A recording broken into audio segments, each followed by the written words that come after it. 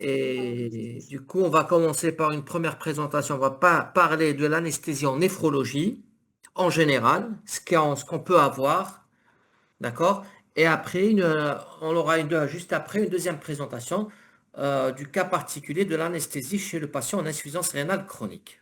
D'accord? Comme a dit professeur Belkacemi tout à l'heure, on peut avoir des patients qui ont une pathologie rénale, mais qui n'est pas en insuffisance rénale chronique.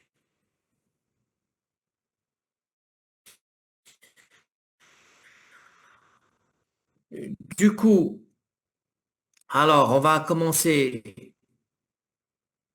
Attendez, je me mets en diaporama. Voilà.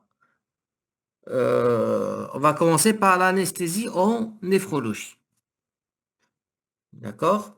Alors, comme introduction, il faut savoir que l'anesthésie en néphrologie présente des défis particuliers, bien sûr, en raison, en raison des altérations physiologiques liées à l'insuffisance rénale chronique. Comme a dit tout à l'heure professeur Belkacemi, que la maladie rénale a des conséquences, d'accord, a des conséquences, euh, et du coup, ça va influer l'anesthésique, d'accord, et aussi il y aura problème sur le choix des agents anesthésiques, aussi la gestion des fluides, c'est-à-dire le remplissage, sachant que quand on est en insuffisance rénale, à un certain stade, il n'y a pas de diurèse, ça veut dire qu'il faut savoir gérer les liquides qu'on fait passer. Vous savez, on est en pleine intervention chirurgicale, on doit faire passer des perfusions. Ça veut dire qu'il faut prendre en compte ce rein qui est malade, qui n'assure pas complètement sa fonction. Et aussi, il faut aussi prévenir des complications en sachant que ces patients, ce sont des patients qui ont des risques comme des risques cardiovasculaires, des risques neurologiques, des risques pulmonaires. Donc, il faut faire très attention. Différents autres organes, c'est surtout le cœur. Il faut faire attention aux autres organes. Alors, il faut savoir que ces malades qui ont une atteinte rénale, ils ont des particularités. Il faut savoir qu'ils ont une altération, ils ont des troubles hydroélectrolytiques. Et ces troubles hydroélectrolytiques vont influencer la réponse aux produits anesthésiques. Il y a aussi un risque accru de complications post-opératoires. On avait dit qu'il y a des répercussions. On sait que ces maladies rénales ont des répercussions sur différents organes. Ça veut dire qu'il faut faire attention. On peut avoir des troubles du rythme cardiaque. Ça peut entraîner des hémorragies. Et comme ça peut entraîner une insuffisance rénale aiguë. Ça veut dire, comment je m'explique? Ça veut dire que vous êtes en insuffisance rénale chronique. D'accord? Elle est à un stade léger. Et lors d'une intervention, elle peut s'aggraver c'est sera une insuffisance, ce qu'on appelle une insuffisance rénale aiguë qui va se greffer sur l'insuffisance rénale chronique. Ça veut dire qu'il y aura une décompensation de cette insuffisance rénale chronique. Aussi, les médicaments utilisés pour traiter l'insuffisance rénale chronique peuvent interagir aussi. Les patients sont sous traitement. Ces patients sont sous traitement, par exemple les antihypertenseurs, et ils peuvent interagir avec nos produits anesthésiques. D'accord? Alors, quel est le rôle de l'anesthésie? On sait on sait les différents troubles qui peuvent exister. Quel sera notre rôle? D'accord? On aura un patient qui va venir pour une anesthésie. Du coup, les objectifs, il faut faire attention. En tant que professionnel de l'anesthésie. Alors, il faut essayer de maintenir la fonction rénale stable. Ça veut dire, vous avez un patient qui a une insuffisance rénale, qui a un certain stade, qui n'est pas au stade de dialyse, mais il ne faut pas aggraver sa fonction rénale. Ça veut dire, qu'est-ce qu'il faut faire? Il faut essayer de maintenir cette fonction rénale stable. Et comment? Il faut éviter les hypotensions, il faut éviter l'ischémie rénale.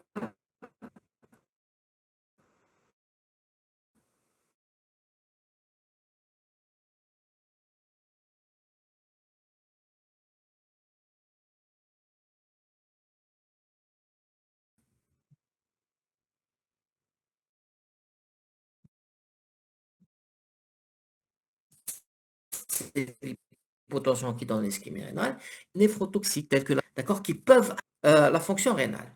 D'accord? Il faut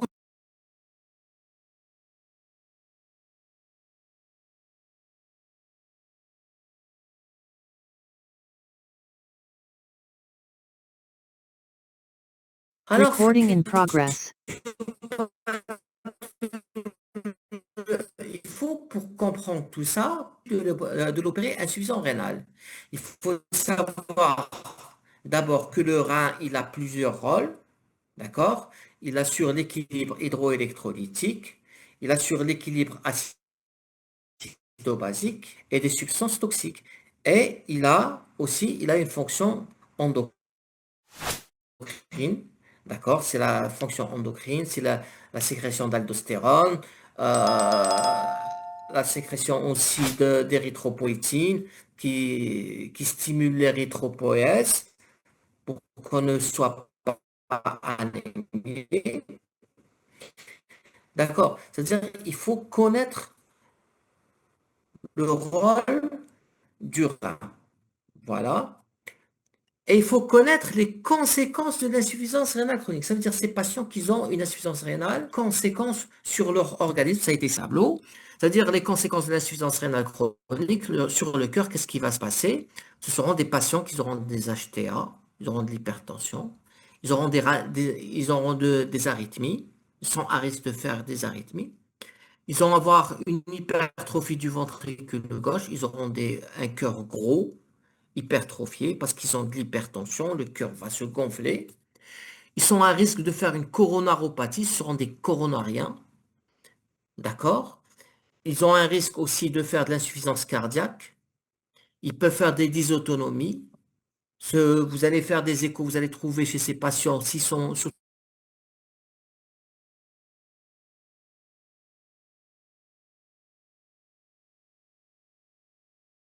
des épanchements péricardiques. On peut avoir ce qu'on appelle la cardiomyopathie urémique. C'est un cœur malade parce qu'il y a une surcharge en urée. D'accord? C'est le muscle qui est malade, c'est cardiomyopathie urémique. On peut avoir aussi des conséquences hématologiques de cette insuffisance rénale. Ce sont des patients qui ont une anémie. Ils auront des anomalies de l'hémostase primaire. D'accord? Les insuffisants rénaux chroniques qui dialysent, ils ont une hémostase qui est qui est primaire, ils ont une mauvaise agrégation plaquettaire.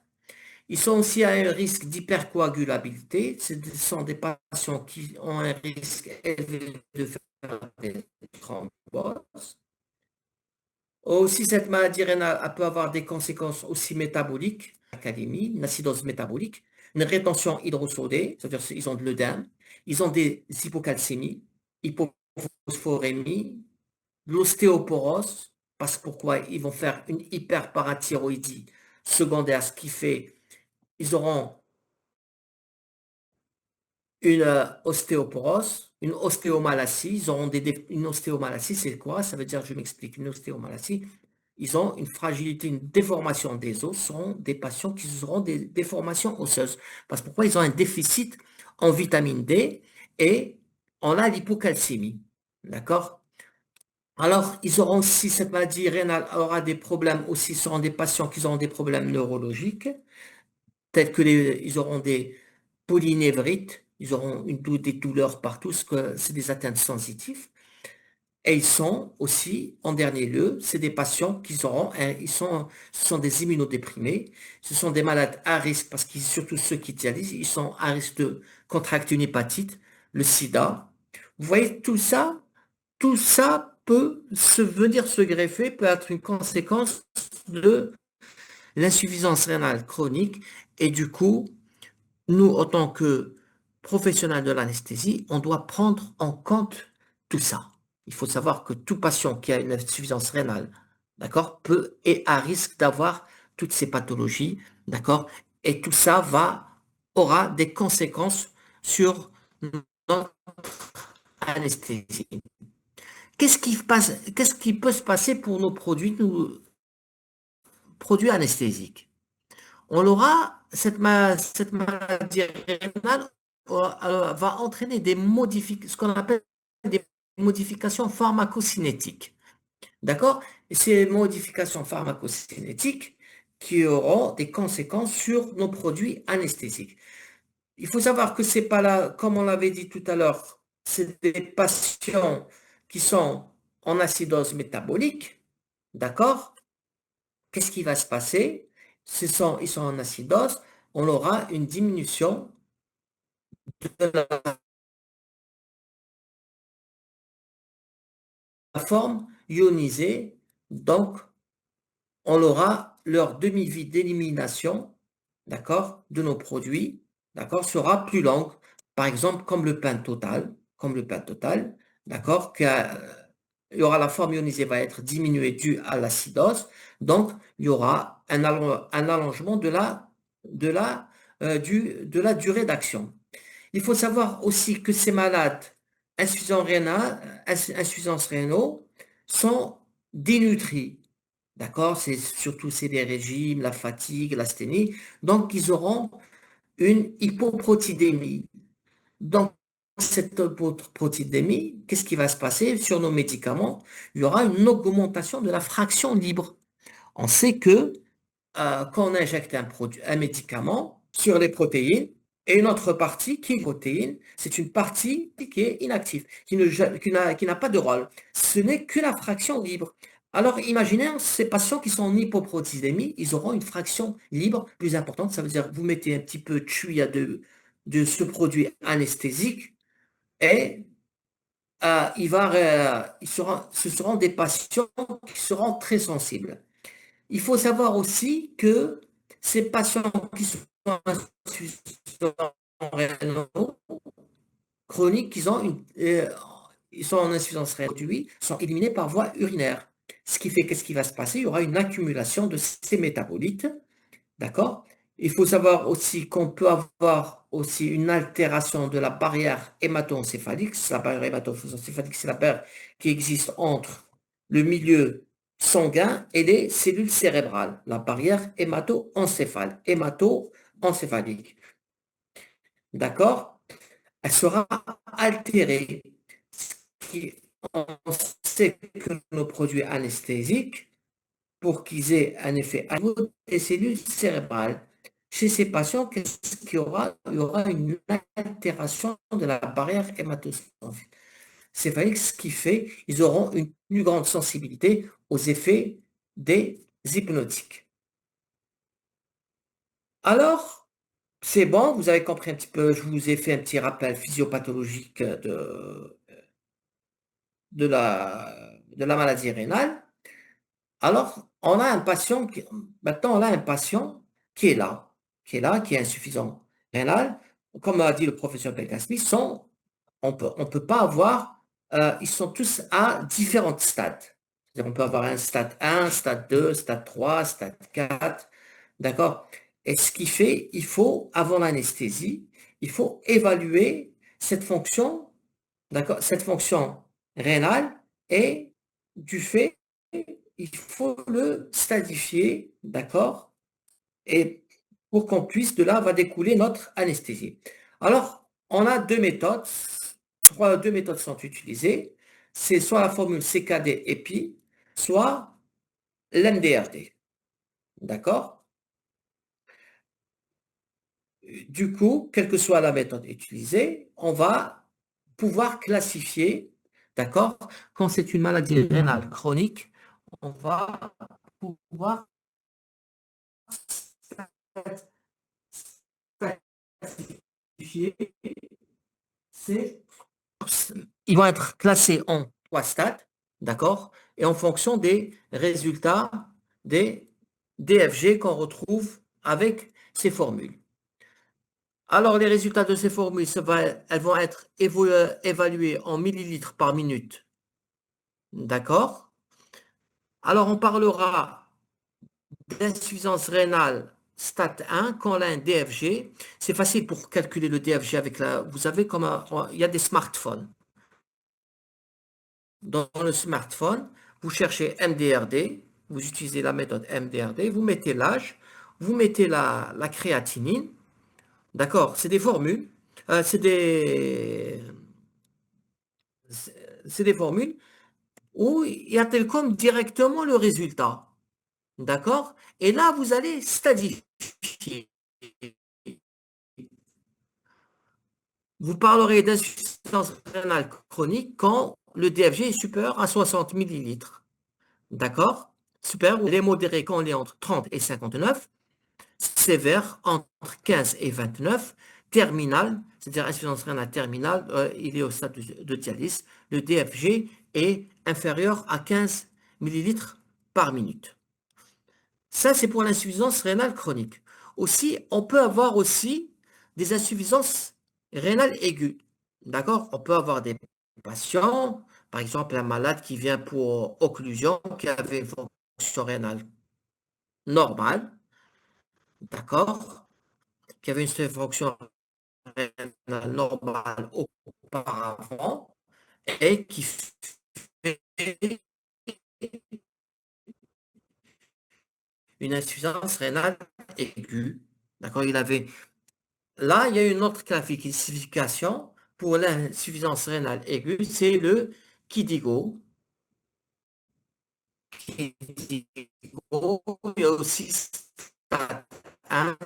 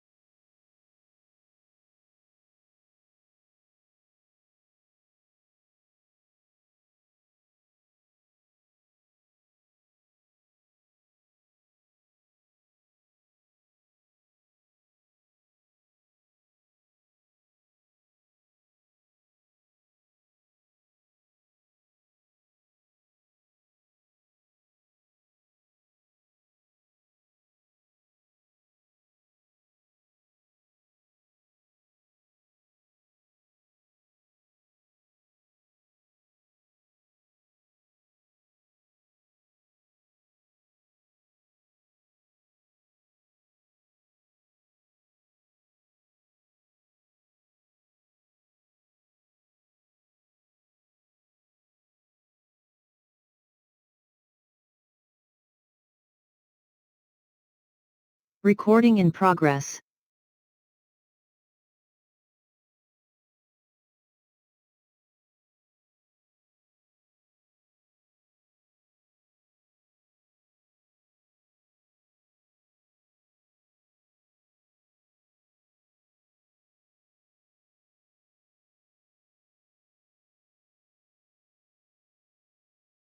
Chercher ici, il y a une coronaropathie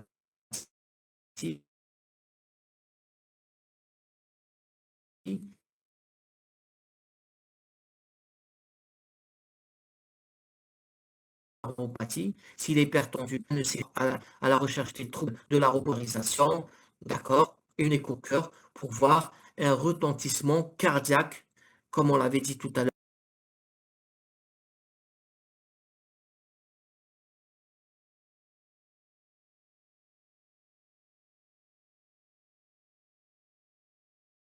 Recording in progress. Bien sûr, à minuit, vous allez de moi, vous avez un patient qui vient à minuit ou à 2 heures du matin, vous allez demander une écho-cœur. Ça, vous savez, on est en Algérie, c'est pas possible. Vous êtes couvert par l'urgence. D'accord? Vous allez l'endormir comme si c'était un cardiopathe. Mais quand vous êtes à l'aise, c'est une chirurgie programmée, là, il faut exiger une écho-cœur chez ce type de malade. Un ECG, bien sûr, de l'HTA. Vous savez que là, 99% des patients qui dialysent, ou non, qui ont une insuffisance rénale, sont des patients qui sont sous traitement, qui ont de l'HTA, qui sont sous traitement. Il faut vérifier s'ils sont bien équilibrés, d'accord, avec le traitement de l'hypertension, pour ne pas avoir de soucis. Après l'évaluation cardiaque, d'accord, ECG, prise de tension, écho-cœur quand on est à l'aise, il faut faire une évaluation rénale. Il faut chercher, comprendre, est-ce que ce malade urine, n'urine pas, je vous ai mis du reste plus ou moins, parce qu'il y a des patients insuffisance rénale, ça ne veut pas dire un insuffisant rénale chronique, ou une maladie rénale chronique, n'urine pas. Il y a des patients à certains stades, ils n'urinent pas, d'accord, et d'autres qui ont une durée conservée. Ils urinent le tout à fait normal, mais leur fonction rénale est perturbée. Du coup, pourquoi il faut savoir pourquoi s'il y a une diurèse, pourquoi chercher s'il urine pas ou n'urine, s'il urine ou il n'urine pas, c'est pour voir, d'accord, pour guider notre remplissage, parce que je vous ai dit tout à l'heure, il faut manager les fluides, c'est-à-dire, est-ce que lui donner, ne pas trop remplir, d'accord? S'il a une diurèse narsa bzaf, il faut faire attention au remplissage. Il faut vérifier aussi l'évaluation rénale, il faut savoir s'il a un seul rein, d'accord? Si c'est un rein unique, il y a des patients qui ont un rein unique, d'accord?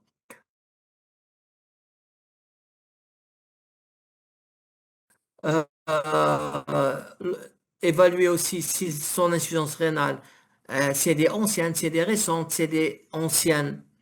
On sait qu'il a plusieurs, il doit avoir plusieurs complications, mais d'accord, si c'est un nom. Il faut aussi savoir s'il dialyse, si la dialyse elle est ancienne ou récente, s'il tolère. Il faut aussi avoir le poids sec. Ça veut dire le poids sec, la valeur du poids sec, ça veut dire le poids du patient à la fin de dialyse. D'accord? Et aussi, il faut poser la question aux patients, les fréquences et les dates de dialyse. Parce pourquoi? Il faut savoir parce qu'il y a des malades, les malades dialysent 3 fois par semaine. Et il faut essayer toujours, pourquoi on pose la question Urtashi dialyse, pour essayer de programmer entre deux dialyses. C'est-à-dire, زعما ولا يدياليز زعما بالسبت وبالاثنين essayer de le programmer بالحد. Parce pourquoi? Le samedi, la veille, il va faire sa dialyse, il fait son intervention. Si le lendemain, il va bien, il va refaire. C'est une histoire de programmation. Il faut aussi poser, si les patients dialyse aussi, il faut aussi savoir sa fistule, s'il a une fistule. Bon, la plupart des patients ont une fistule gauche, il faut la localiser. Bien sûr, parce que pourquoi? Interdiction de mettre un brassard ou mettre une perfusion du côté du bras où il y a la fistule. Alors, il faut faire aussi, après l'évaluation rénale, il faut faire une évaluation métabolique, ionogramme, d'accord? Il faut lui faire systématique, il faut faire un ionogramme à la recherche d'une hypercalémie, d'accord? Pour faire une gazométrie, c'est de faire une gazométrie pour voir s'il est en acidose, s'il est mal dialysé.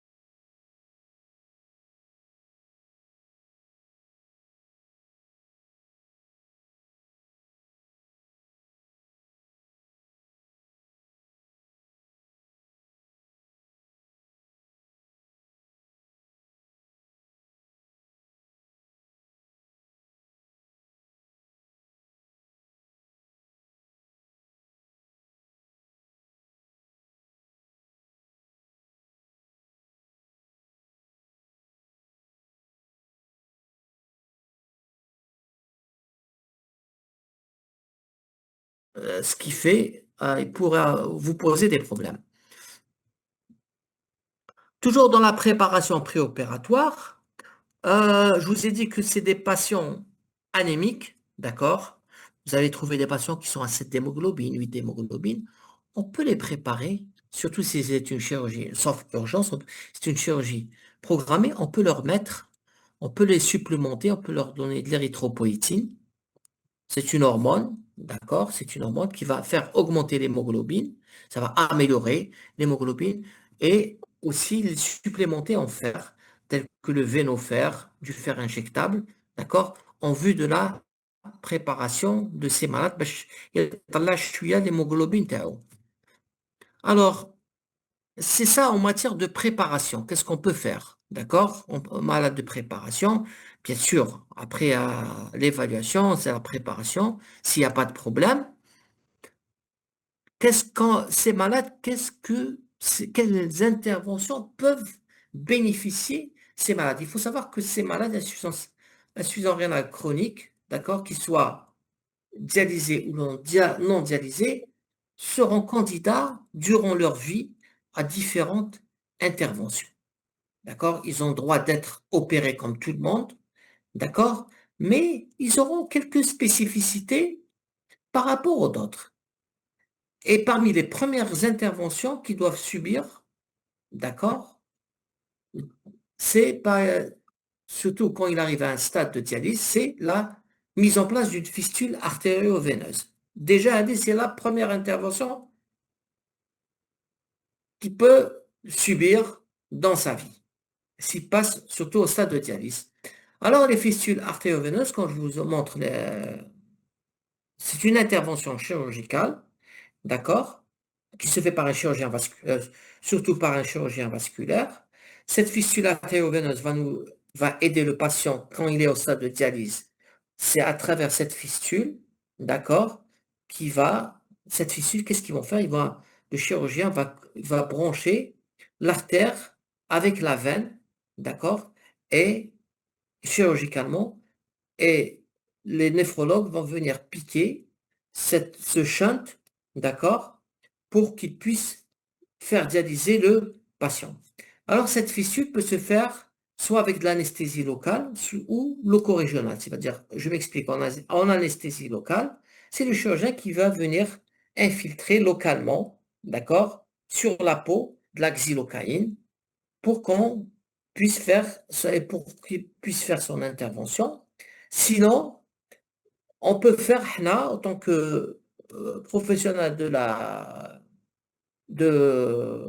d'anesthésie, si on maîtrise la loco-régionale, faire des blocs, soit un bloc axillaire, d'accord? Un bloc axillaire, comme vous voyez. Sinon, un bloc susclaviculaire, d'accord, qui va anesthésier le membre supérieur et du coup, va permettre de confectionner cette fistule. Il faut savoir, comme impératif aussi, autant qu'anesthésiste, chez ces patients à qui on place cette fistule, certaines précautions doivent se faire. Il faut éviter il faut éviter l'hypotension pendant l'intervention et après l'intervention. D'accord? C'est-à-dire il faut surveiller chez ces patients. Alors que le chirurgien est en train de faire sa fistule, il faut surveiller sa tension. Parce que pourquoi? Une hypotension peut entraîner un arrêt de cette fistule, peut favoriser ce qu'on appelle la thrombose de la fistule. D'accord? Ce qui fait, il faut essayer de maintenir ses pressions, soit s'il est en hypotension, en faisant par exemple un petit remplissage, donner un petit peu d'éphédrine. Mais je trouve la tension là, d'accord? Et que cette fistule ne thrombose pas. Après, bon, ça c'est pour la mise en place d'une fistule. Pour l'anesthésie, chez l'insuffisance rénale chronique, comme a dit le professeur Belkacemi, chez les patients porteurs de maladies rénales chroniques, on a dit qu'ils peuvent bénéficier de n'importe quel type de chirurgie, d'accord? Il faut les monitorer, il faut faire un monitorage standard, ECG, PNI, saturation. Il faut avoir le monitor de curarisation, la température. Dans certains cas, il faut utiliser la pression invasive quand c'est des grosses chirurgies, grosses interventions, par exemple pour un cancer ou là. Et c'est bien aussi, je voulais montrer sur image, c'est mesurer la profondeur de l'anesthésie pour pouvoir donner une anesthésie juste. C'est bien d'avoir le BIS, d'accord, avec le BIS pour donner juste ce qu'il faut. Il faut faire attention, surtout chez les malades. Comme je dis, c'est chez les malades qui ont une fissure artério-veineuse. C'est pour ça, lors de l'examen préopératoire, il faut aller localiser cette fissure où elle se trouve pour éviter de la toucher. Il faut éviter de perfuser. Il faut la préserver. Parce que pourquoi? Si vous perfusez dedans, vous essayez d'utiliser pour une perfusion ou non, vous mettez un brassard sur la fissure, vous risquez de la bousiller. Et après, تحصلوا pour dialyser le patient en post-opératoire. Ça veut dire le membre où il y a la fissure, il ne faut pas le toucher. Quels doivent être nos impératifs anesthésiques? D'accord? Chez ces patients, par exemple, c'est des patients qui sont, par exemple, sont porteurs de maladies rénales chroniques, d'accord? Comme j'ai dit au début de la présentation, il faut éviter d'aggraver la fonction rénale. C'est-à-dire, on peut avoir des patients qui sont insuffisants rénal chronique, mais qui n'est pas au stade de dialyse. C'est-à-dire, nous, en tant que anesthésiste, il faut éviter les hypotensions. Parce que pourquoi? L'hypotension peut aggraver la fonction rénale. On l'a dit, on peut aggraver, on peut sortir avec, vous allez aggraver les chiffres d'insuffisance rénale. D'accord? Et vous allez, d'un patient qui ne dialysait pas en préopératoire, vous allez vous retrouver à faire de la dialyse en post-opératoire. Pour éviter cela, c'est-à-dire qu'il faut maintenir des niveaux minimaux de pression artérielle moyenne. Il faut que vous tournez entre 60 à 70. D'accord? Et si le malade c'est un hypertendu, c'est-à-dire moi, avec l'hypertension, il faut essayer de rester avec des PAM supérieurs à 70. C'est ce qu'on appelle la néphroprotection. C'est-à-dire c'est des malades qui ont des reins déjà malades, on ne va pas les aggraver. D'accord? Sera un maintien de tension, remplissage. Il faut pas, c'est vrai, il faut faire attention au remplissage. Aussi, il ne faut pas تخليهم ناشفين. Par exemple, si c'est un malade, parce que si c'est un malade qui va saigner, qui va perdre de l'eau, d'accord, il faut faire un remplissage, d'accord. Et troisièmement, toujours dans la néphroprotection, qui fait partie des impératifs anesthésiques, parce que ce n'est pas le produit anesthésique qui fait peur, c'est ça. Éviter les produits néphrotoxiques. C'est surtout les produits néphrotoxiques. C'est pas les anesthésiques, c'est des antibiotiques, c'est des anti-inflammatoires. D'accord? Il faut éviter les produits néphrotoxiques. D'accord? Alors pour les agents anesthésiques, comme je vous ai dit, les agents anesthésiques, aucun médicament anesthésique n'est strictement contre-indiqué. D'accord? Il n'y a pas de contre-indication. C'est une histoire d'élimination. Il faut savoir les utiliser. C'est pour ça qu'il faut connaître les modifications pharmacologiques. D'accord? Il faut, comme je vous ai dit tout à l'heure, l'hypoprotidémie. Il y aura, c'est des malades qui ont une hypoprotidémie, il y aura des formes libres augmentées. Il y a l'acidose métabolique et la diminution de l'élimination rénale des molécules. D'accord? Parce que le rein n'assure pas sa fonction d'élimination. Alors, parlons des produits. Les hypnotiques. Il faut savoir que les hypnotiques, surtout le midazolam, la fraction libre, les hypnotiques qu'on utilise, d'accord, c'est le diprivant et le midazolam, c'est les deux hypnotiques, d'accord. La fraction, le pentotal n'est plus utilisé, n'est plus disponible, d'accord, bien qu'il existe dans certains, surtout en neurochirurgie. Il faut savoir que la fraction libre est augmentée dû à l'hypoprotidémie. Ça veut dire qu'il faut faire attention, il faut diminuer les doses parce que pourquoi? C'est des malades qui sont en hypoprotidémie, ce qui fait la fraction libre sera augmentée et il y aura une action sont des malades très sensibles, d'accord? Dû à leur, parce que c'est l'hypoprotidémie. il faut savoir que les hypnotiques, leur métabolisme, il est hépatique, il n'est pas rénal. Ça veut dire leur désactivation, que ce soit le diprivon et le midazolam, d'accord, il est hépatique, d'accord, c'est un métabolisme hépatique, sauf, il faut faire attention, avec le midazolam, on peut avoir des retards de réveil, contrairement au diprivon. Pour les morphinomimétiques, quand on utilise les morphinomimétiques, il faut savoir que la morphine est métabolisée par le foie et leur métabolite actif, je parle de la morphine pure. D'accord? Pas celle pas la fenta, pas celle qu'on utilise en anesthésie.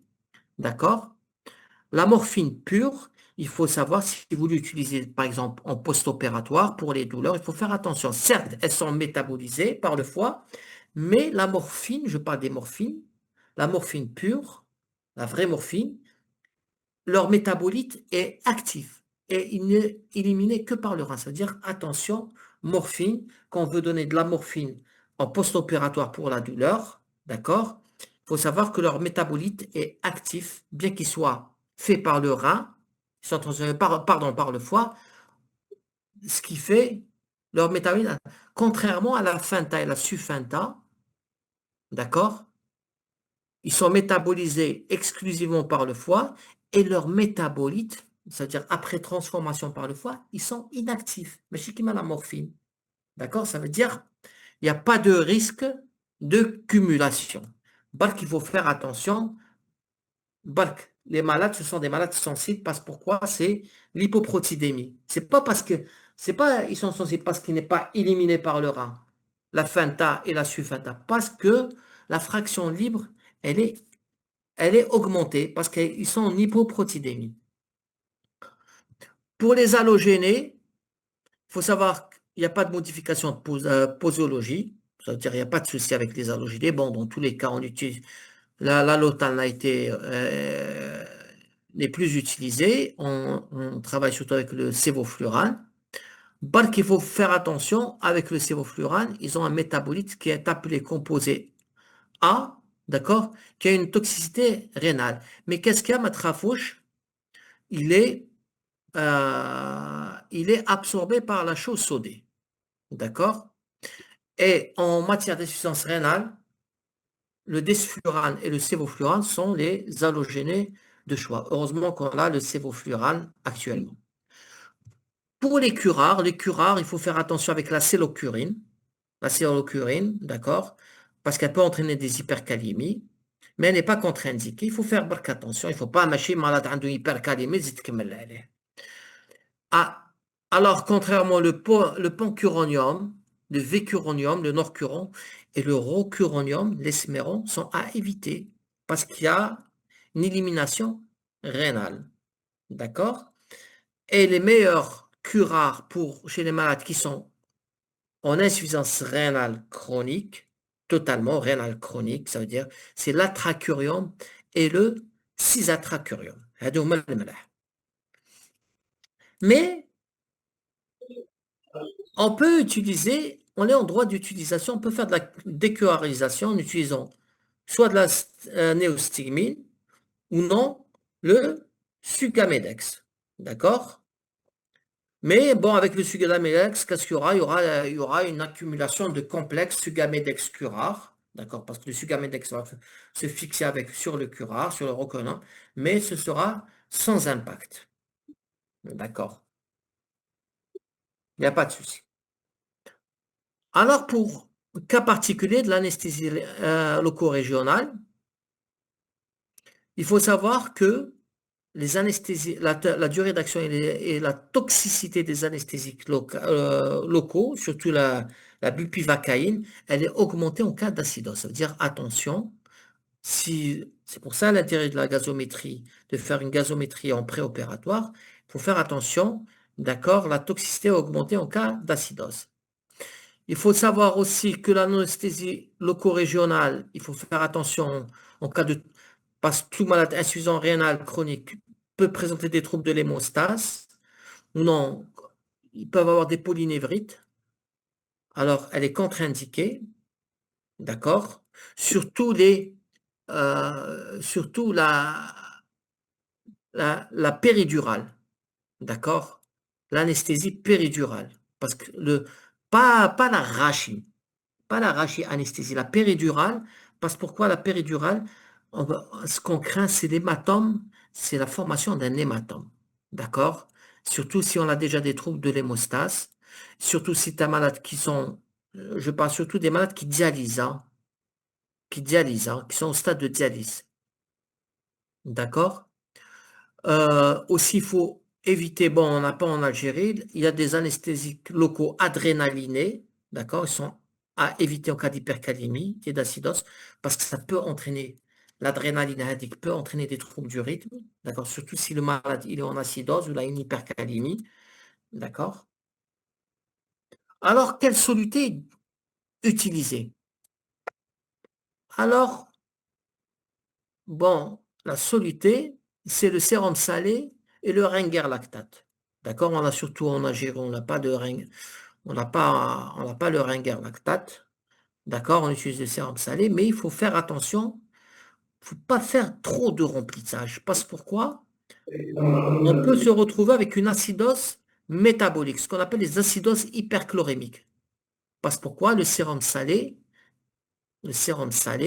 c'est du NaCl, sérum salé, NaCl, et c'est le chlore qui va donner ce qu'on appelle l'acidose hyperchlorémique. Il ne faut pas utiliser les macromolécules, surtout l'hydroxyéthylamidon, d'accord, surtout si c'est un patient qui est en insuffisance rénale, qui n'est pas au stade de dialyse, d'accord, il faut éviter, d'accord, parce que vous risquez d'aggraver la fonction rénale. Si elle est déjà perturbée, vous risquez de l'aggraver. Bon, pas chez qui le malade, si le malade il est au stade de dialyse, mais avec matraf. Le rein ne travaille pas, d'accord? Il faut aussi faire attention, comme je l'ai dit tout à l'heure, c'est des malades qui sont à un risque de thrombose, d'accord? Il faut les mettre sous anticoagulants, mais attention, s'ils ont une clairance à la créatinine inférieure à 30 millilitres, il faut éviter les HBPM, les héparines à bas poids moléculaire, telles que la, le Lovenox, la fraxiparine. Il faut donner les HNF, les non fractionnés, c'est la calciparine. D'accord? Cas particulier, la transplantation rénale. Il faut parler un petit peu, c'est des patients qui peuvent être candidats à une transplantation rénale. Alors, il y a certaines particularités à prendre. Il faut savoir que la greffe rénale présente un bénéfice en termes d'amélioration de qualité de vie du patient, de survie et de coût. La greffe rénale est importante chez un patient en insuffisance rénale chronique au stade de dialyse. Ça va améliorer sa qualité de vie, ça va le faire sortir de la dialyse. Vous savez que la dialyse coûte plus cher qu'une greffe rénale. D'accord? Alors, il faut savoir que Bourtèche, il faut greffer rénal, il faut faire une greffe rénale chez un patient qui est au stade de dialyse. Ça veut dire qu'il a un DFG, un débit de filtration glomérulaire inférieur à 15 ml par minute. D'accord? Il faut savoir que ces patients qui doivent bénéficier d'une transplantation rénale, c'est des patients à risque. Comme je l'ai dit, ils sont à risque d'hypertension, ils ont de l'athérosclérose, ils ont de l'hypertrophie ventriculaire gauche. Ça veut dire qu'il faut faire attention. D'accord?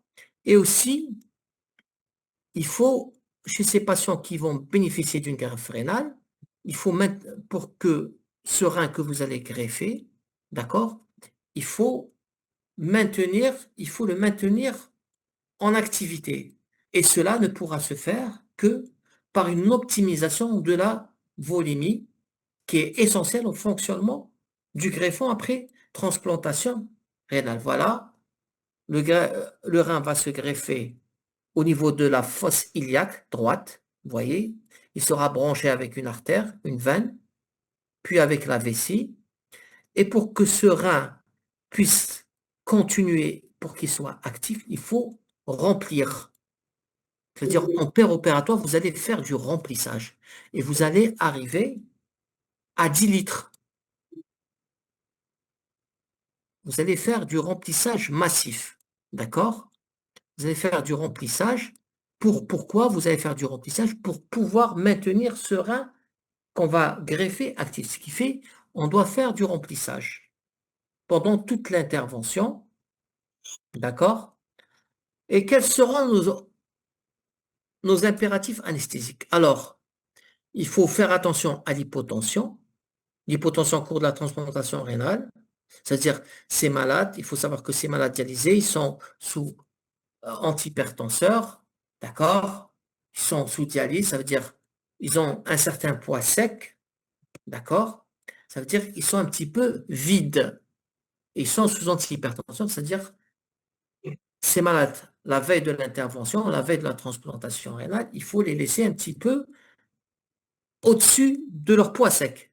Comme je vous ai dit tout à l'heure, un malade de poids sec à 60 kg, il faut le laisser, il ne faut pas le mettre après ça, il ne faut pas le rendre à sec, qui m'accane. Il faut le laisser à 61, 62. C'est-à-dire il faut les laisser un petit peu humides, d'accord, pour que ce rein nouvellement greffé, pourquoi? Pour que ce rein nouvellement greffé va recevoir, soit perfusé, d'accord? C'est-à-dire soit perfusé, ce qui fait, il ne faut pas qu'il soit en hypotension, d'accord?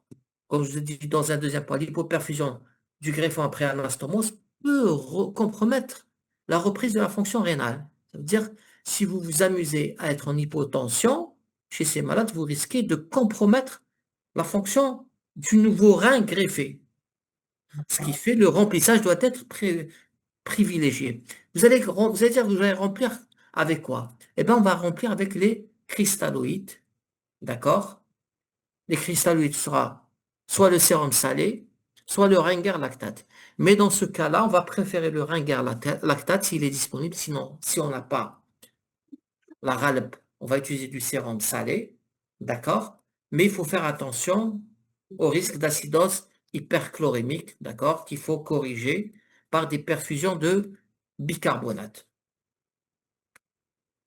Et on peut faire aussi chez ces malades, comme impératif anesthésique, il faut monitorer la pression. On peut utiliser par certains cas la pression artérielle invasive, mais ce n'est pas dans tous les cas. Ça va se faire surtout chez les malades qui sont instables sur le plan hémodynamique. On peut placer une artère sanglante. Mais d'habitude, avec un brassard, on peut faire une transplantation, d'accord, avec un brassard. On peut aussi s'aider avec faire un Doppler œsophagien. C'est une bonne indication pour monitorer le remplissage. Ça va nous guider notre remplissage. D'accord?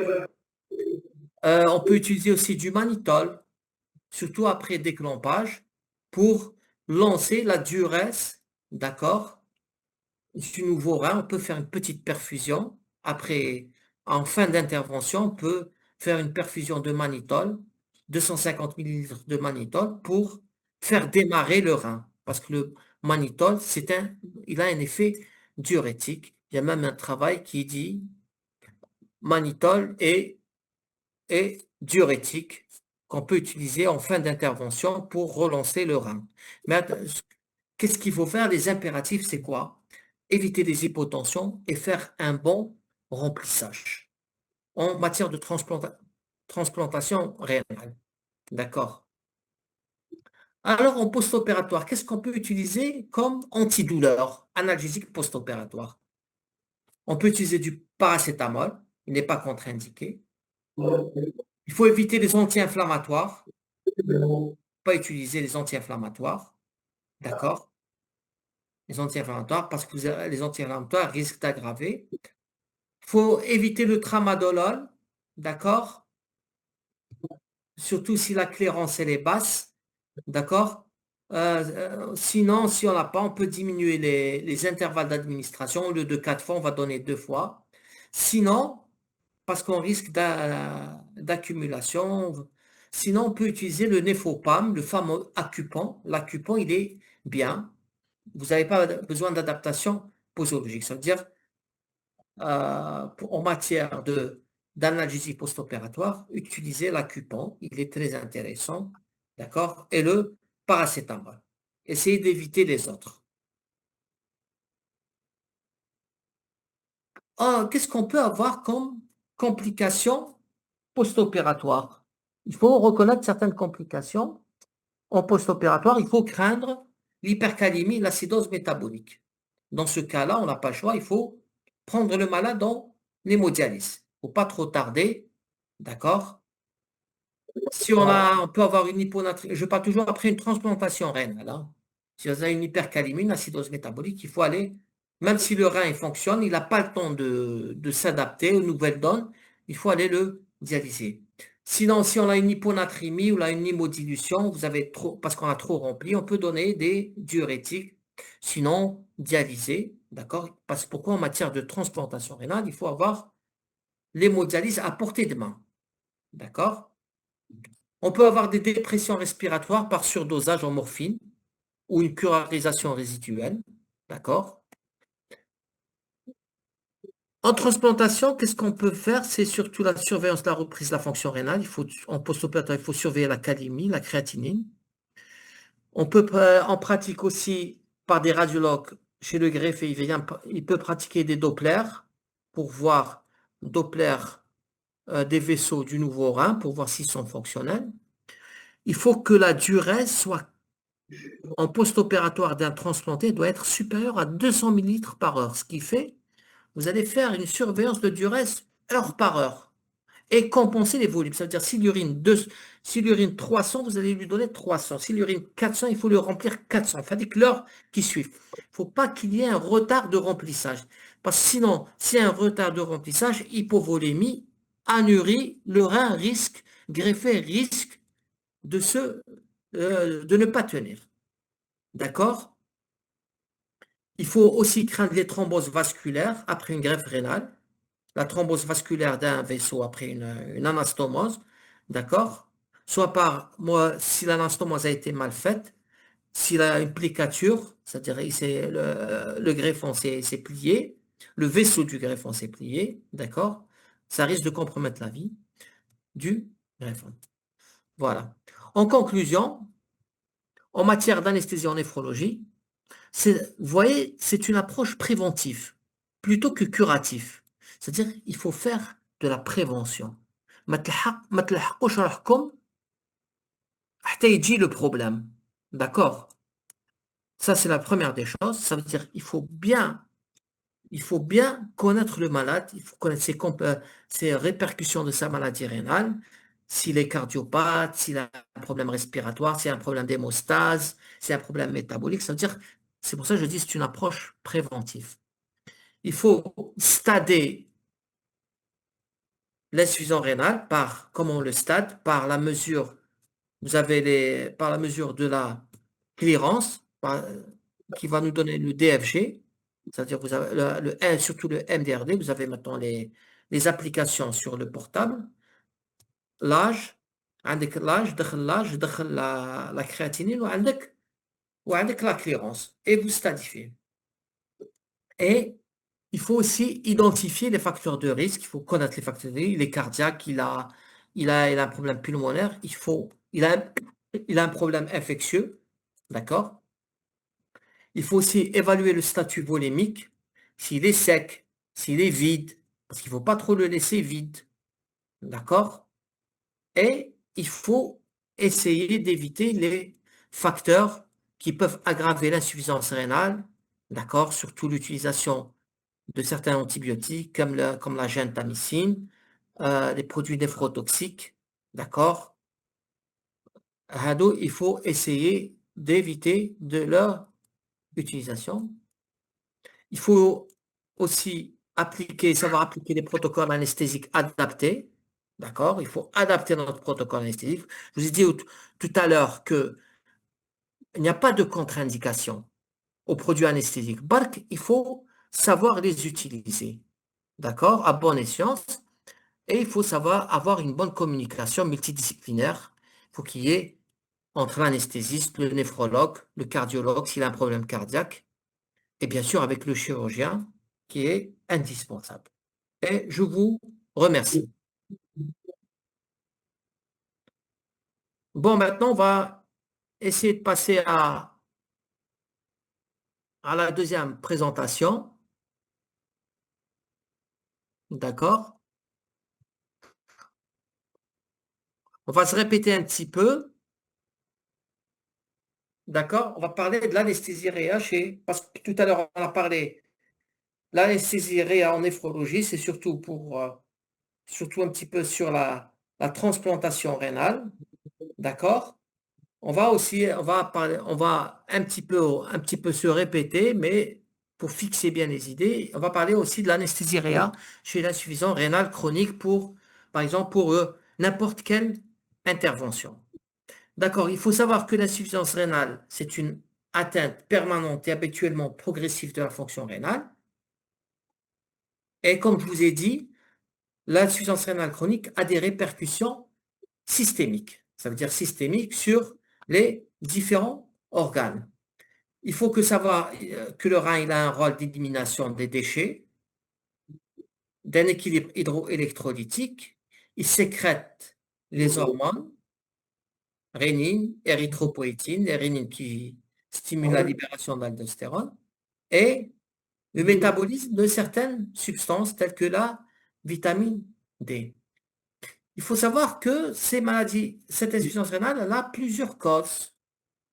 On peut avoir le diabète, des maladies systémiques comme le diabète, l'hypertension. On peut avoir des maladies du rein elles-mêmes, des glomérulonéphrite, des pyélonéphrite, des maladies rénovasculaires. Maladies rénovasculaires, c'est l'atteinte de l'artère du rein, des polykystoses et certains médicaments néphrotoxiques, tels que les produits de contraste, certains antibiotiques peuvent entraîner une insuffisance rénale, d'accord, après leur utilisation.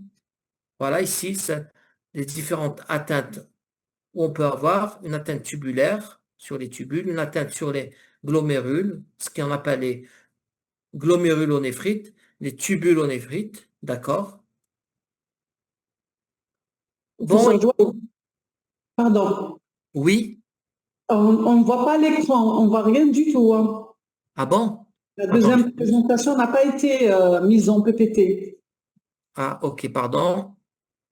Je Je, vois dans le message, ils sont j'arrête le partage et je n'aoud troll. exact. Ah oui, dites-le, parce que dans les messages, ils sont en train d'écrire. Ah ok.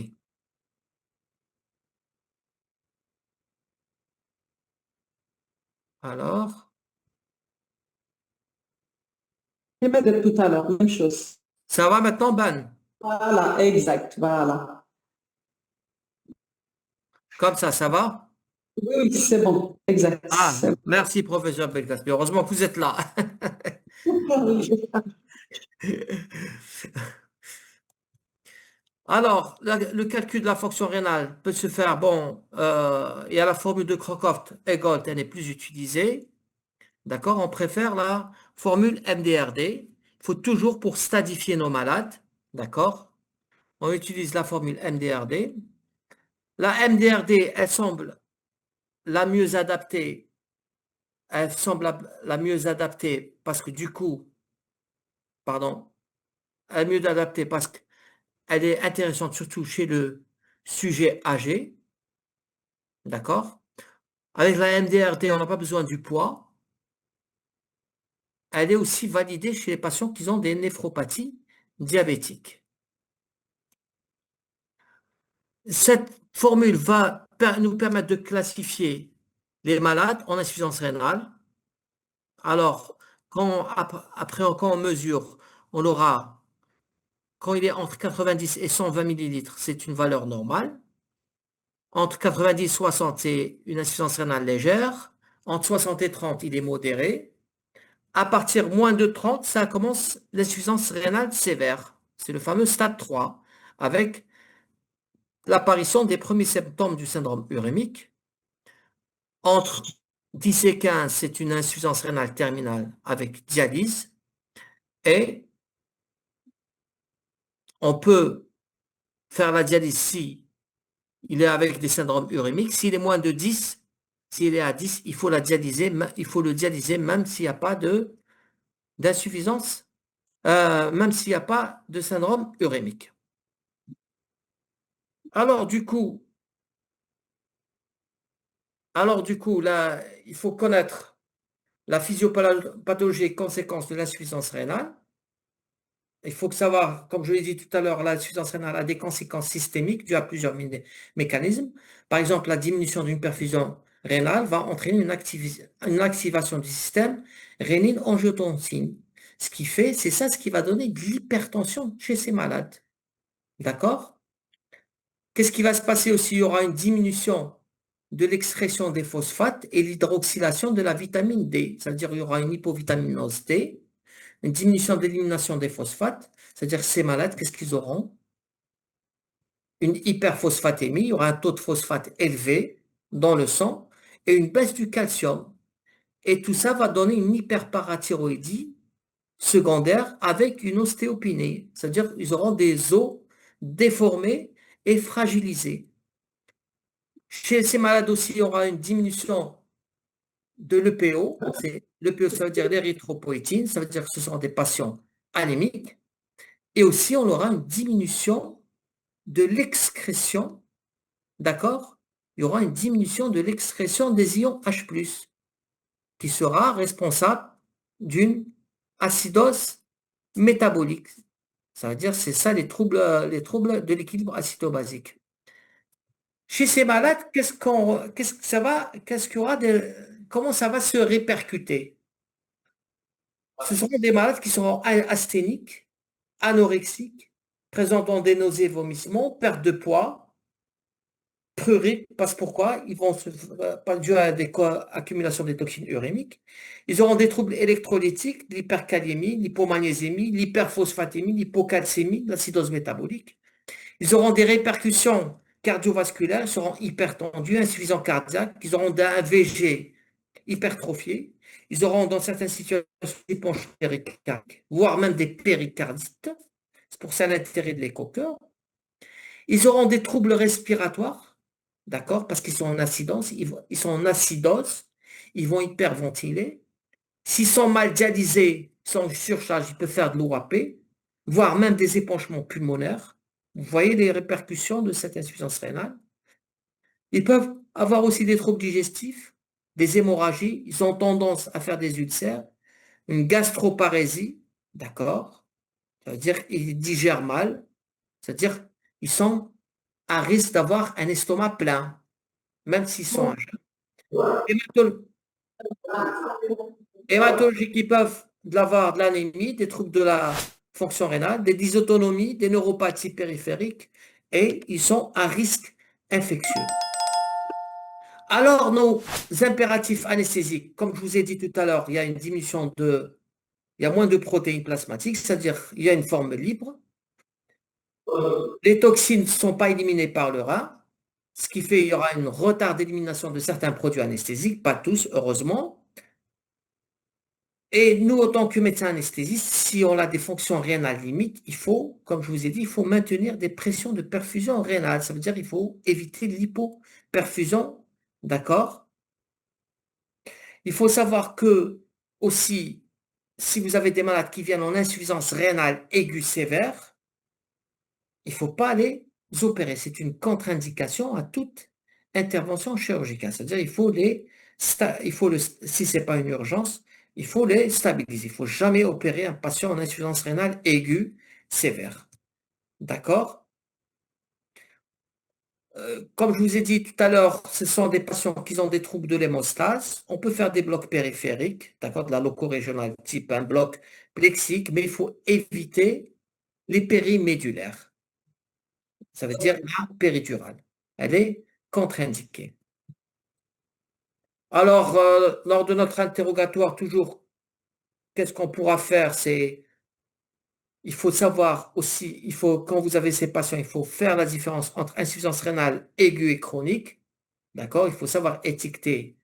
Bon, chronique, c'est facile. S'il avait une créatinine qui était déjà perturbée il y a quelques mois, c'est une chronique, bien sûr. Et si vous demandez une échographie rénale, vous allez trouver des reins modifiés. Contrairement à l'insuffisance rénale aiguë, vous allez faire une échographie, d'accord? Une échographie abdominale, vous allez trouver des reins normaux. Aussi, il faut savoir, dans l'aigu, il faut savoir aussi l'origine, si c'est pré-rénal, rénal ou post-rénal. Parce que vous savez, dans l'insuffisance rénale aiguë, il y a plusieurs causes. Une cause pré-rénale, c'est-à-dire malade, il est en hypovolémie. Il a une fonction rénale perturbé, ça veut dire qu'il a un problème de remplissage. Post-rénal, c'est un obstacle, ça va une prostate, un calcul. D'accord? Il faut aussi savoir, quand vous examinez ces malades, toujours dans l'interrogatoire, il faut voir s'il est normovolémique ou non hypovolémique ou là, en surcharge. D'accord? Parce que pourquoi? Ça va guider votre remplissage. S'il est en hypovolémie, d'accord? Vous allez faire pendant l'intervention, il faut le remplir un petit peu. Il est en normovolémie, vous allez rester en stand-by. Vous n'allez pas trop faire de remplissage. S'il est en hypervolémie, ça veut dire comment savoir qu'il est en hypervolémie. Vous allez trouver le patient œdémateux, vous allez ausculter, vous allez trouver il est en OAP, en surcharge. Là, il faut faire une dialyse. D'accord? Comme toujours, je vous ai dit, il faut toujours poser la question, est-ce qu'il urine? Est-ce qu'il urine pas? Parce que vous pouvez avoir des patients qui urinent et d'autres qui n'urinent pas. D'accord? Et si c'est un patient qui dialyse, il faut toujours poser la question, Mourtèche, la dernière dialyse تاعك. D'accord? S'il a dialysé, ça fait, il n'a pas, s'il a dialysé hier, c'est bien, si c'est une urgence, vous pouvez l'opérer. S'il n'a pas dialysé, ça fait 2, 3 jours, bah, il faut faire une gazométrie et voir son équilibre. Et s'il est en acidose, euh, il faut aller le dialyser. C'est l'urgence de le dialyser avant de l'intervention. C'est pour ça l'interrogatoire, il faut toujours poser la question au patient, Mourtèche, la dernière date de dialyse. D'accord? L'examen clinique, alors, il faut faire un examen cardiovasculaire, il faut faire un ECG, il est important, il est systématique. Bon, l'échocardio, si c'est une chirurgie préparée, il faut faire une écho-cœur, parce qu'on peut trouver un épanchement, un achevé, j'ai une cardiopathie, c'est très fréquent, d'accord, sauf si c'est urgence, vous êtes couvert par l'urgence. Il faut toujours ausculter le patient, rechercher un épanchement, un OAP, faire un téléthorax, il faut demander un téléthorax parce qu'on peut retrouver un épanchement, d'accord. Il faut aussi faire un examen mental, et même mental parce que c'est des patients qui sont chroniques, d'accord? Surtout, je parle des dialysés qui peuvent avoir des perturbations cognitives, d'accord? Faire attention. Il faut rechercher une neuropathie périphérique, surtout si vous, ou une parésie. C'est-à-dire, attention, pourquoi une neuropathie? S'il a une neuropathie, une sciatalgie ou là, vous allez lui faire une rachie, il peut vous dire, c'est vous qui avez aggravé ma neuropathie. D'accord? C'est pour ça qu'il faut faire attention avec l'anesthésie loco-régionale. D'accord? Il faut faire aussi un examen biologique important, l'équilibre acido-basique, faire une gazométrie. Un ionogramme, c'est très important. L'hémostase, d'accord? Et toute chirurgie doit être différée en cas de calémie supérieure à 5,5, voire 6. Surtout si ce n'est pas une urgence. D'accord? Évitez, surtout je passe chez le patient qui dialyse, ou non qui est presque au stade terminal. D'accord? Une calémie importante, si ce n'est pas une urgence, il faut, sauf si c'est une urgence, il faut aller essayer avec les moyens en donnant du Kaexalate, ou non du Bica, ou non de l'insuline avec du G30 pour essayer de baisser cette calémie. Alors, comme je vous ai dit tout à l'heure, il faut stadifier ces patients, c'est important, d'accord? Parce que notre conduite à tenir, notre conduite anesthésique va différer, d'accord? Par exemple, s'il est au stade 1 d'insuffisance rénale chronique, il est asymptomatique, c'est-à-dire il y aura, le stade 1, il a 50% de ses néphrons qui sont atteints. Il a une clairance à la créatinine entre 50 et 60, c'est-à-dire qu'il y aura peu de modifications dans l'attitude anesthésique. Vous pouvez presque faire une anesthésie qui va être normale. D'accord? Du coup, c'est un patient qui est au stade 2, d'accord? Pardon. S'il est au stade 2, il faut faire, il faut faire attention. Il faut faire attention. Il faut savoir au stade 2, il a perdu 30 il lui reste que 30% de néphrons. D'accord?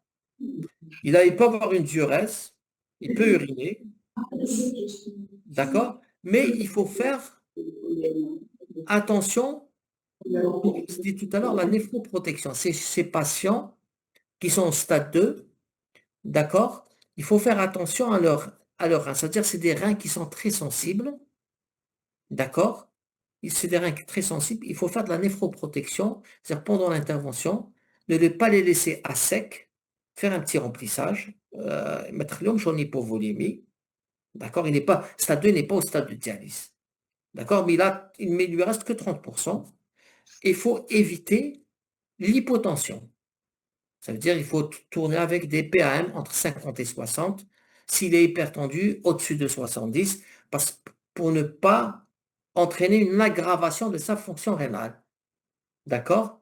Le stade 3, il faut savoir que vous allez faire une anesthésie chez des malades qui sont en insuffisance rénale. D'accord? Ce sont des anémiques, des hypertendus, ils sont en surcharge, acidose métabolique, à risque d'hypercalémie, c'est-à-dire qu'il faut faire attention, il faut faire de la... c'est-à-dire qu'ils sont un risque, vous risquez de partir en dialyse, il peut dialyser en post-opératoire. D'accord? Ça veut dire qu'il faut bien les préparer, il faut bien équilibrer. Ils sont en acidose, il faut corriger ici une acidose, ils sont en surcharge, voire on peut les préparer par une dialyse, d'accord? Ou non, voire avec les néphrologues pour améliorer sa thérapeutique. Bon, des patients stade 4, c'est des patients qui sont dialysables. Ben, le diagnostic, il est évident, d'accord? Il faut exiger une dialyse avant l'intervention et une dialyse après l'intervention. D'accord. Ça veut dire, si on revient, le stade 1, dialyse normale, anesthésie normale, d'accord, mais il faut faire attention. Stade 2, stade 2, il faut prendre les mesures de néphroprotection, diminuer les doses des produits anesthésiques, d'accord? Et c'est surtout la néphroprotection. Il ne faut pas aggraver la fonction rénale. D'accord? Elle est perturbée. Il ne faut pas. Et comment assurer un bon remplissage? D'accord? En fonction de sa durée. S'il urine bien, vous remplissez à l'aise. Bien sûr, il faut aussi calculer aussi les pertes sanguines, toutes les pertes pendant l'intervention. D'accord? De maintenir des bonnes pressions, je traduis avec les mêmes chiffres de créatinine avant et après l'intervention. Stade 3, c'est des malades à risque, c'est-à-dire il faut bien les explorer, d'accord? S'il est en acidose, l'hypercalémie, ça veut dire qu'il faut essayer de corriger ces perturbations, d'accord, avant l'intervention, et prévoir même une dialyse après l'intervention ou non avant. C'est-à-dire, cette discussion se fera avec le néphrologue. Au stade 4, c'est des malades ils dialysent, dialyse avant. Il faut programmer le malade entre deux dialyses. Alors, pour l'hémodialyse, l'épuration extra-rénale. Bon, il faut savoir que les patients, soit ils font de l'hémodialyse, soit de la dialyse péritonéale. Voilà. Soit la dialyse péritonéale. C'est deux techniques différentes. D'accord? Ces, ces dialyses-là, elles permettent de corriger les perturbations induites par l'insuffisance rénale chronique. D'accord? Avant une intervention rénale. Avant une intervention chirurgicale. Alors, chez les patients en hémodialyse, d'accord, il faut savoir que ces patients dialysent 3 fois par semaine avec et les séances, pardon, je me suis trompé, durent 4 heures. Et à la fin de dialyse, on obtient un poids sec. Et ce poids sec, c'est ce qu'on appelle le poids de référence pour l'anesthésie. Ça veut dire qu'il faut poser la question au malade son poids sec. C'est très important.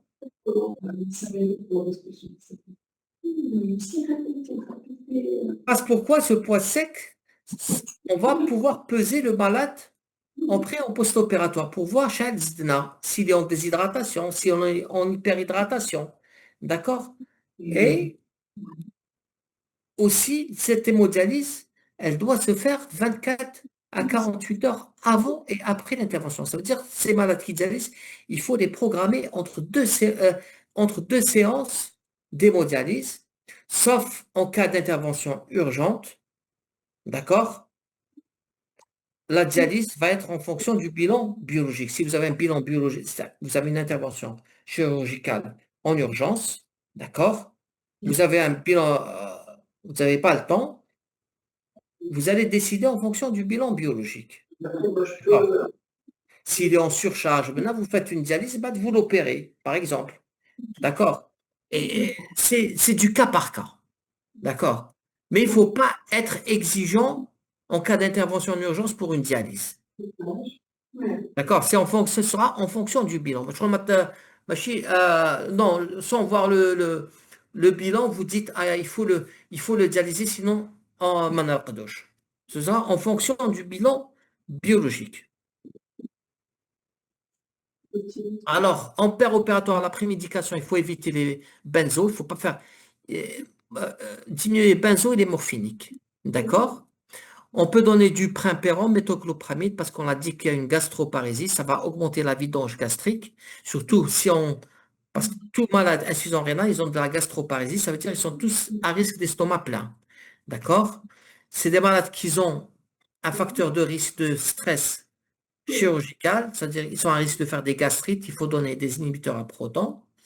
Il faut bien monitorer ces patients, ça veut dire atalhom ga haqom, ECG, sonde vésicale, température, curar, c'est et monitorage de curarisation.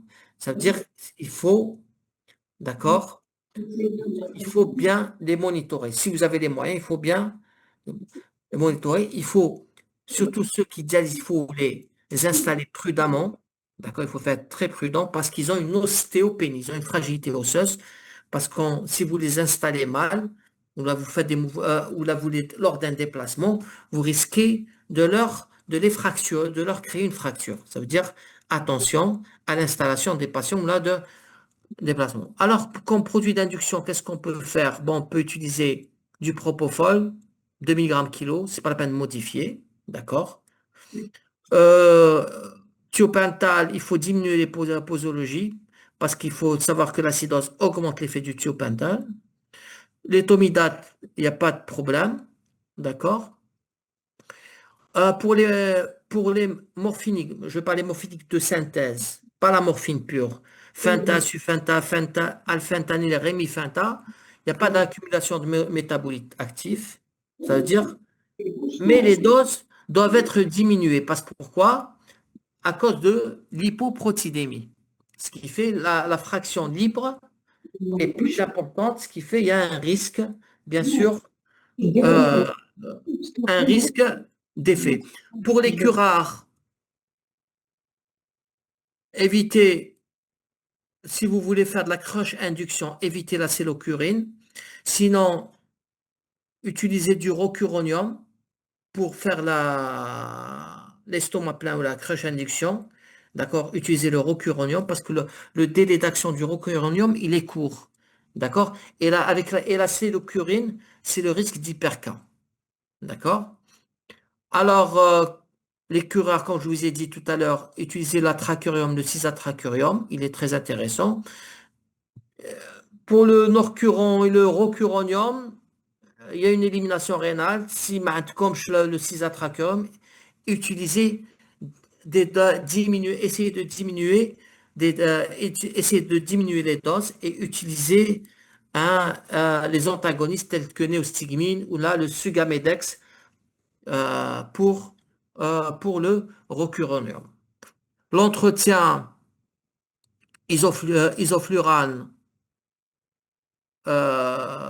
desflurane ne produisent pas d'ion fluor néphrotoxique.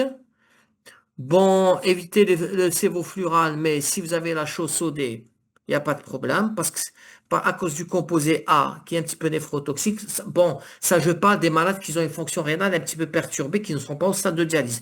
Mais un patient qui est au stade de dialyse, qui dialyse les reins ou méitine, vous pouvez utiliser le sévoflurane. D'accord? C'est parce que, parce qu'il n'est pas, on parle de néphrotoxicité, c'est chez des patients qui ont des reins qui sont encore qui ont une perturbation, ils ont une maladie rénale, d'accord, mais qu'on ne veut pas aggraver. Mais ouais, qui est au stade de dialyse, خلاص, on cherche, on parle plus de néphrotoxicité. Ils sont déjà, Alors, aussi, bon, c'est bien aussi d'utiliser des morphiniques de courte durée d'action pour je parle de l'entretien, d'accord? Éviter les morphiniques, je parle de la morphine en cas d'insuffisance rénale terminale, en dialyse, parce qu'il y a l'accumulation des métabolites, d'accord? Alors, le remplissage vasculaire, toujours on se répète, c'est toujours le gros souci du remplissage de vasculaire, doit se limiter à la compensation du volume perdu. Ça veut dire, quand vous allez remplir au père opératoire, vous allez donner ce que vous avez perdu. Alors, les pertes insensibles, les pertes insensibles, c'est quand, qui m'a la ventilation, on perd 300 cc par heure. On va donner 300 cc à 400 cc par heure. Le saignement, on les a comptabilisés. S'il a une diurèse résiduelle, ça veut dire il a une fonction rénale perturbée, mais il a toujours une diurèse qui est là. Il faut compenser la diurèse, ce qu'il a uriné. Il faut donner ce qu'il a uriné. Des fois, bon, les cas aussi, quand on est dans des interventions de courte durée, éviter le ringard lactate parce qu'on peut aussi de l'accumulation de lactate. D'accord? Utiliser dans ce cas le sérum salé, non du glucosé. On peut faire du remplissage avec du glucosé. D'accord? Si tu n'es pas diabétique. D'accord? C'est pas comme dans la transplantation. On préfère le ringard lactate. Mais bon, pour autre intervention, euh, on va remplir avec du sérum salé ou on a du glucosé. Et il faut toujours essayer de maintenir cette durée chez les patients qui ont une diurèse conservée, qui sont insuffisants rénales, ils ont encore de la diurèse.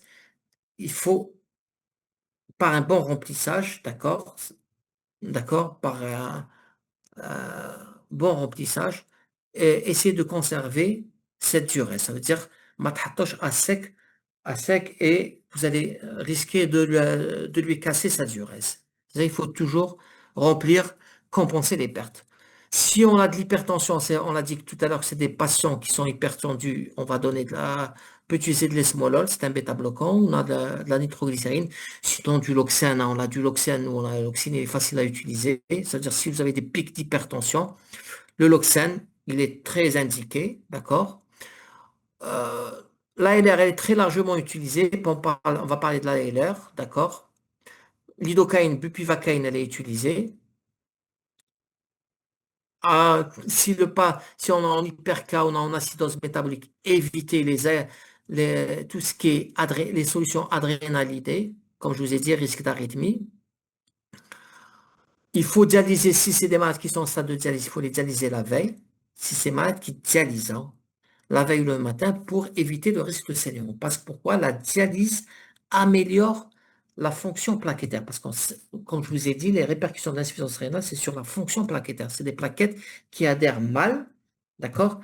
Et c'est la dialyse qui va améliorer la fonction plaquettaire. C'est pour ça, pour éviter le risque de saignement, d'accord? Et là, en matière d'ALR, il faut utiliser la rachis, d'accord? Parce qu'il y a 10 fois moins de risque d'hématome que la péridurale, et ne pas mettre de cathé de péridurale sur ces terrains. D'accord? Il faut éviter les HBPM, les héparines de bas poids moléculaire, utiliser la calciparine, parce que les HBPM, l'élimination est rénale. D'accord? Si pour la transfusion, chez ces malades, attention, la transfusion, essayez. C'est des patients qu'il faut transfuser avec du sang phénotypé, des leucocytés déplaquettés, parce qu'on ne sait jamais, Rodois, ils seront candidats à une transplantation rénale. Vous risquez de leur bousiller leur avenir. Parce pourquoi? Si vous leur donnez, vous les transfusez avec du sang qui n'est pas phénotypé, non déleucocité, ils risquent de faire, ce seront des patients à risque de faire des rejets. Si vous les greffez, parce ils vont produire des anticorps à cause de ces transfusions, et lors d'une transplantation, ils sont à risque élevé de faire des rejets. Ça veut dire, si, si c'est des interventions programmées, utilisez de l'érythropoïétine, mettez du fer, d'accord, du vénofer ou non autre produit à base de fer. Essayez de remonter, surtout s'il est programmé, on a le temps. Sinon, la RALUP, il faut transfuser, utiliser des culoglobulaires, exiger des culoglobulaires phénotypés, déleucocytés, déplaquettés. Ça, c'est le centre de transfusion qui les prépare. D'accord? Antibioprophylaxie chez l'insuffisance rénale, il faut, comme je vous ai dit, il faut tenir compte de la clémence à la créatinine. D'accord? C'est-à-dire les antibiotiques vont se donner en fonction, d'accord, en fonction de la fonction rénale. Pour le réveil, il faut que ces patients soient bien décurarisés. C'est pour ça l'intérêt du monitorage de la curarisation. Il faut bien les surveiller parce qu'ils peuvent faire un retard d'élimination de curare. Il faut les réchauffer, il faut qu'ils soient stables hémodynamiquement. Il faut les mettre sous oxygène et surveiller la ventilation. D'accord? Parce que c'est des malades asthéniques, fragiles. Ça veut dire que c'est pas comme un sujet normal, il a un réveil vigoureux, ou là, ils ont toujours un retard d'élimination de drogue. Sinon, c'est des malades qui sont fatigués, d'accord? Il faut les surveiller de très près, surveiller s'il y a une hypoventilation. Il faut savoir que si son hypoventilation, attention à l'acidose respiratoire. Si son hypoventilation, ça risque de leur provoquer une acidose respiratoire. Et l'acidose respiratoire va entraîner une hypercalcémie parce que tout état d'acidose entraîne une sortie de potassium dans la cellule. En post-opératoire, si son stade de dialyse, il faut les dialyser dans les 48 heures, d'accord, il ne faut pas trop traîner. Les surveiller en post-opératoire sur le plan hémodynamique, thromboprophylaxie, calciparine, d'accord, HPPM à éviter, risque hémorragique.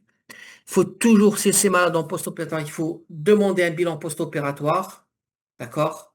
L'hématocrite, ionogramme, il doit être systématique. C'est particulier, l'hématocrite, parce que c'est des malades qui sont anémiques. Il faut demander, même si c'est une petite intervention, il faut demander un hématocrite post-opératoire. Il faut demander un ionogramme, d'accord? Pour faire une calémie en post-opératoire. Surveiller cette urécréatinémie, surtout s'il il était au stade 2, d'accord? On n'a pas aggravé. L'intervention n'a pas aggravé sa fonction rénale. Demander un ECG, faire un téléthorax systématiquement. Pour les douleurs post-opératoires, comme je vous ai dit tout à l'heure, il y a le paracétamol, l'Acupan, il est intéressant. Éviter les anti-inflammatoires, surtout les morphiniques ne sont pas contre-indiqués, mais attention, je vous conseille d'utiliser l'Acupan. Le morphinique, ils ont des métabolites actifs, de retard d'élimination, d'accord? Vaut mieux les éviter. Utiliser l'Acupan et le paracétamol. Il faut reconnaître, on peut avoir aussi des complications post-opératoires, des dépressions respiratoires, retard de curarisation. Ils peuvent faire de l'inhalation. C'est des malades à surveiller de très près. D'accord? Des vomissements peuvent faire des instabilités par atteinte cardiovasculaire. On a dit que c'est des malades cardiopathes. D'accord? Ça, c'est en post-opératoire. Ils peuvent faire un OAP si vous avez trop surchargé, vous avez trop rempli. Ils peuvent saigner en post-opératoire parce que c'est des patients qui sont des troubles de l'hémostase d'origine, d'accord? Et on peut passer à une insuffisance rénale aiguë. Ils sont chroniques, une insuffisance rénale aiguë peut se greffer dessus. C'est-à-dire que vous allez aggraver secondairement son insuffisance rénale, ce qu'on appelle une insuffisance rénale aiguë greffée sur un fond chronique. Ça peut être dû soit à une hypotension, une infection, hémorragie, traitement néphrotoxique. Vous avez donné un antibiotique, vous avez mal calculé la posologie. En conclusion, il faut savoir que l'anesthésie de l'insuffisance rénale, c'est une situation fréquente. Elle se fait au moins une fois pour la fistule artério-veineuse ou la transplantation rénale, d'où l'intérêt d'une bonne évaluation préopératoire et la connaissance des retentissements pharmacologiques pour une meilleure prise en charge. C'est-à-dire qu'il faut connaître les retentissements de médicaments qu'on utilise. Au total, l'anesthésie du patient en insuffisance rénale aiguë ou chronique pose des problèmes spécifiques en opératoire, mais aussi avant et après l'intervention. D'accord? Et la préservation du devenir de ces patients est un point essentiel de la prise en charge. Et l'anesthésiste joue un rôle clé dans ce domaine et je vous remercie. Voilà, j'ai terminé.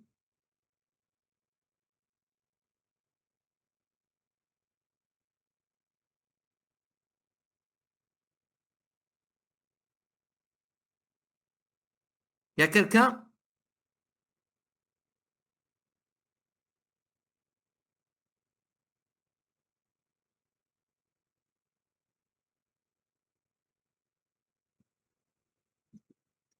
Merci, professeur Johar. Ah, je vous en prie. Ouais. Désolé, c'était un petit peu lent. معليش معليش. Voilà, c'est important. L'insuffisance rénale, l'anesthésie chez l'insuffisance rénale, parce que ça pose beaucoup de problèmes. D'accord, d'anesthésie. نستخاف بزاف من les patients. D'accord. Bien sûr, parce que c'est Ils sont pas faciles. spécifique. Ouais. Un petit peu spécifique. Docteur Bekas, Pour les Docteur Bekas, questions, mais si toujours vous avec avez nous? si vous avez des questions, vous pouvez l'écrire sur le chat. Ah, sur le chat, ok. Je vais me mettre sur le chat.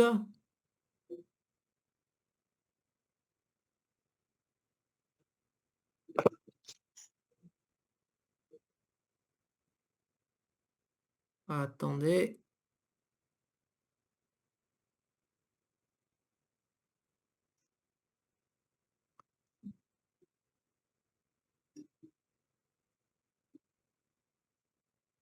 Ah, merci. Merci beaucoup. Très intéressant, surtout pratique. Voilà. J'ai voulu être très pratique. D'accord, pour les... Y a-t-il des questions?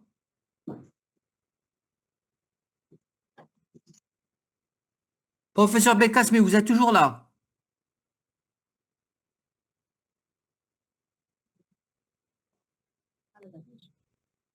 On attend vos questions.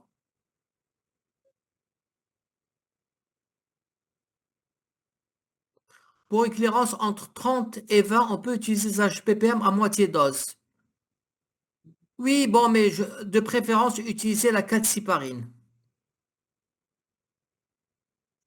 Je préfère utiliser... Intérêt du téléthorax en post-opératoire. Chercher des signes d'inhalation. Aussi, chercher des signes de surcharge. Le téléthorax en post-opératoire, parce que pendant une intervention, on a fait un remplissage. D'accord? On va chercher un signe de surcharge.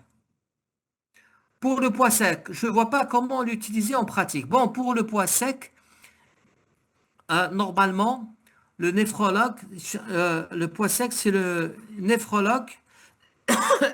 Wayatehonna. Il dit pour le malade, d'accord. Et le poids sec, normalement, comme dans les pays qui m'a à l'étranger, un homme des lits de réa, ferme le mizan. Vous pouvez peser le patient. Ça veut dire, vous avez un malade, par exemple, vous avez un malade qui, normalement, son poids sec est de 62 kilos. Il est de 60 kilos. Il dit, Andek, vous allez perfuser en opératoire.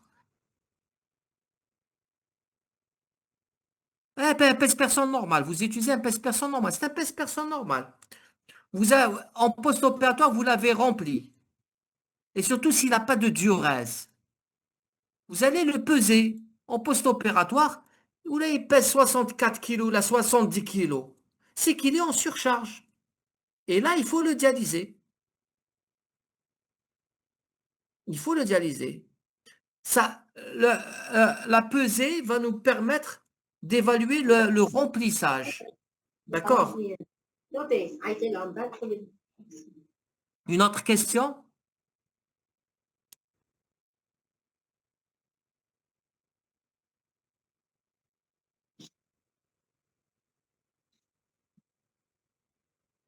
Le poids sec, il est important.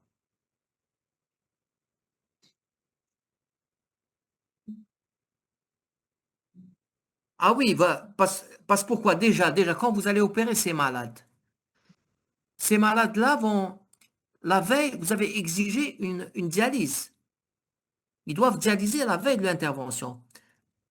Et la veille de l'intervention, quand ils vont être dialysés, ils vont les remettre parce que pourquoi? Un insuffisant rénal. C'est un patient c'est un patient qui n'urine pas. C'est-à-dire ce qu'il boit entre les dialyses. Alors, il faut qu'il boive de l'eau, il faut qu'il mange. Ce qu'il fait, il va se surcharger, il ne va pas éliminer. Il n'urine pas, surtout les patients qui dialysent, ils n'urinent pas. C'est-à-dire il va se surcharger.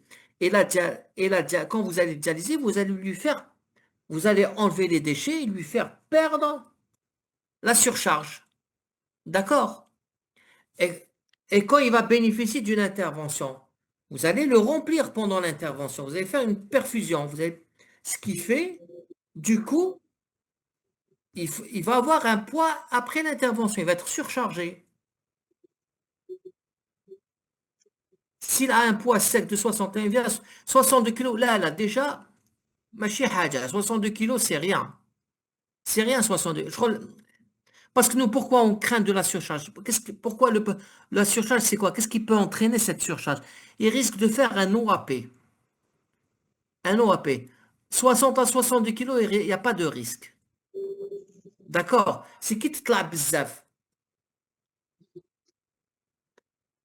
Y a-t-il une différence entre une insuffisance rénale surajoutée à la... Ah, bien sûr.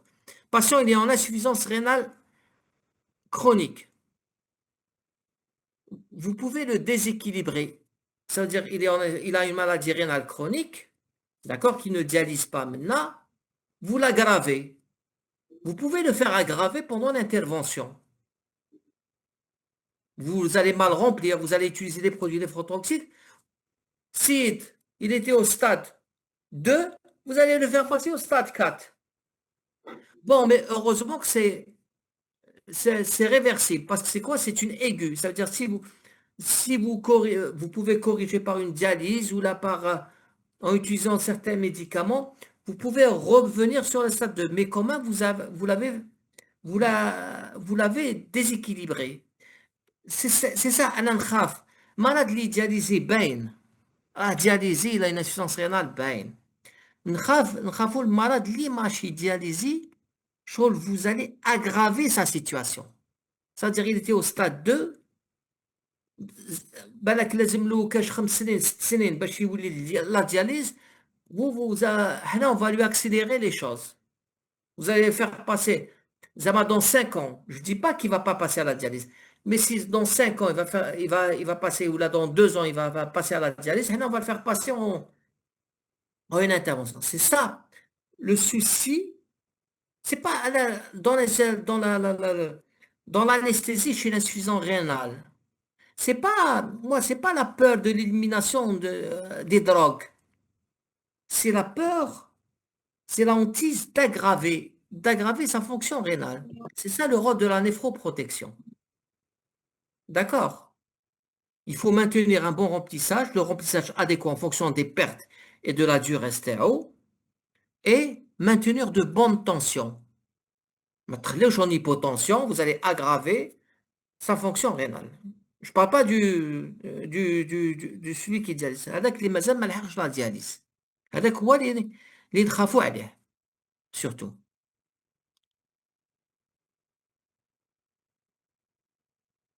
Avec produit de contraste. Ah oui, comment préparer un malade qui présente une maladie? Je pense, professeur Belkacemi. Une question pour vous. Professeur Belkacemi.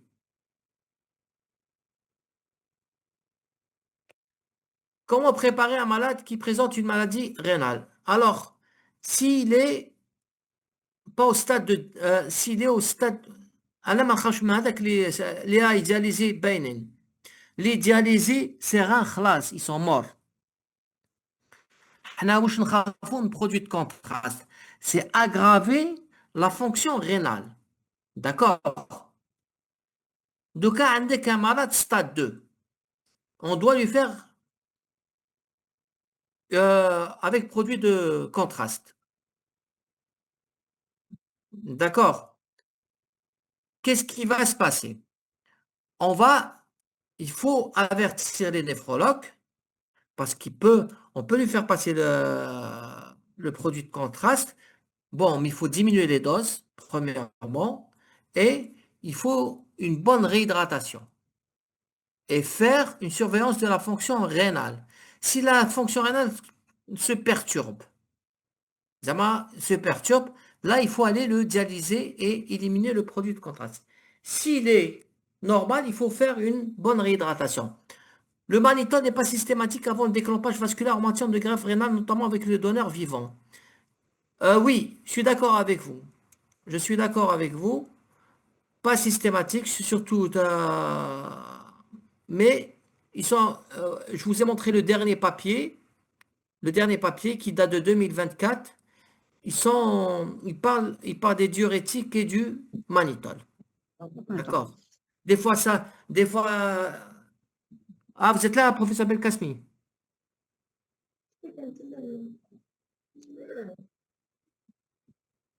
D'accord. Professeur, on va clôturer. Ok. Je vous remercie. Merci beaucoup, Yatek Saha. Merci, professeur Belkacemi. Merci à tous les participants. Yatek Saha. À la prochaine, Inch'Allah, à d'autres formations, Inch'Allah. Inch'Allah. Merci. Je vous remercie. Allez, au plaisir, madame. Merci. Recording stopped.